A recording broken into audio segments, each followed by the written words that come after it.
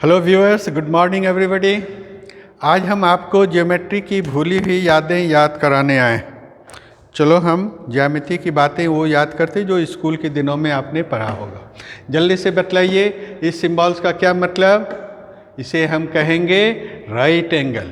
जो इस तरह से स्क्वायर बनाता है वो एक राइट एंगल कहलाता है।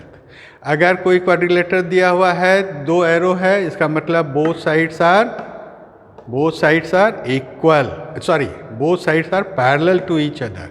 अगर सिंगल एरो एक दूसरे के पैरेलल, डबल एरो एक दूसरे के पैरेलल, इसलिए कहेंगे parallel to each other, but not parallel to the side. ये इसके पैरेलल नहीं कहलाएगा, ये इसके पैरेलल कहलाएगा। याद है? वेरी गुड, जल्दी से बतलाओ। अगर इस तरह से एक लाइन है, मतलब this indicate equality, this side is equal to this side, right?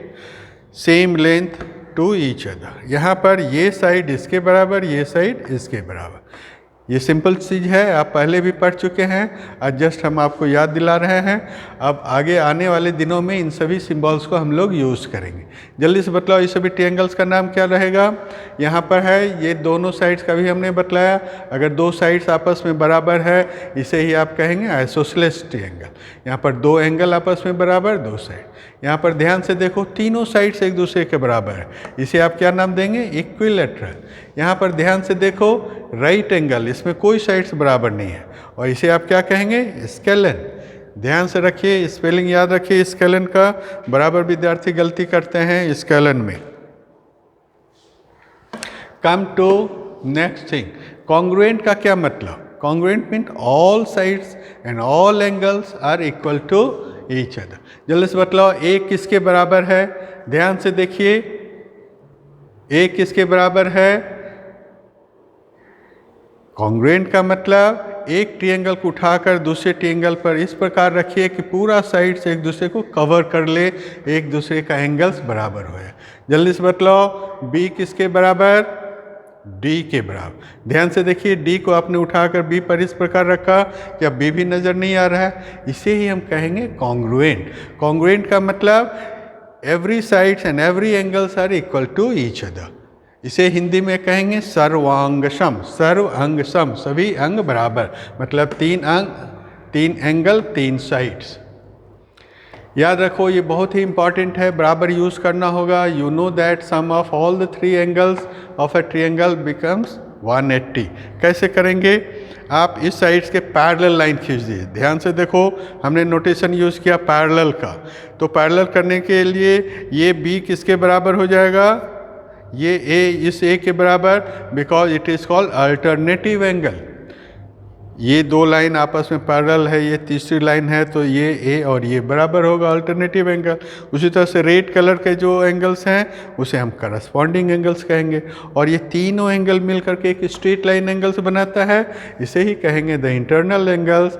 Now on the straight line therefore must be equals to 180। Students, ये बहुत ही सिंपल चीज़, बट हमेशा याद रखने की ज़रूरत है। अननोन क्वांटिटी को जल्दी से बतलाओ, ए का मतलब क्या होगा? आप जानते हो कि all the three angles becomes 180, तो 180 माइनस 30 माइनस 80 करेंगे तो जो वैल्यू आएगा वही ए कहलाएगा।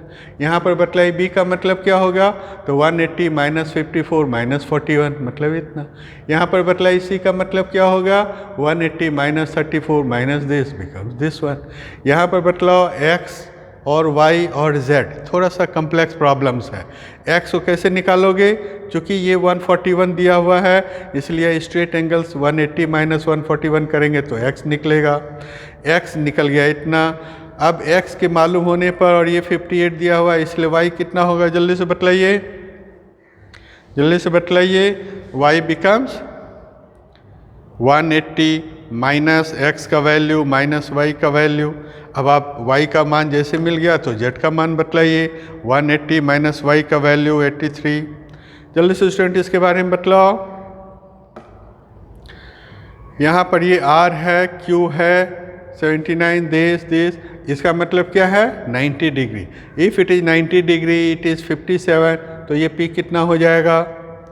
ये 57 है तो ये अपोजिट एंगल्स कितना हो जाएगा, ये मालूम हो गया, ये दिया हुआ इसलिए बतलाओ r बराबर कितना हो जाएगा। तो स्टूडेंट इस तरह की चीज़ें आपको अब यहाँ पर नहीं बतलाई जाएगी, बट आपको कंठस्थ रखना है। Thank you. जल्दी से बतलाओ, यहाँ पर A B C 3 चीज़ दिया हुआ है। ये 90 डिग्री है, ये 39, इसलिए B बराबर कितना, ये अगर 90 है तो A बराबर भी 90 हुआ, तो A 90, ये 68, तो C बराबर कितना।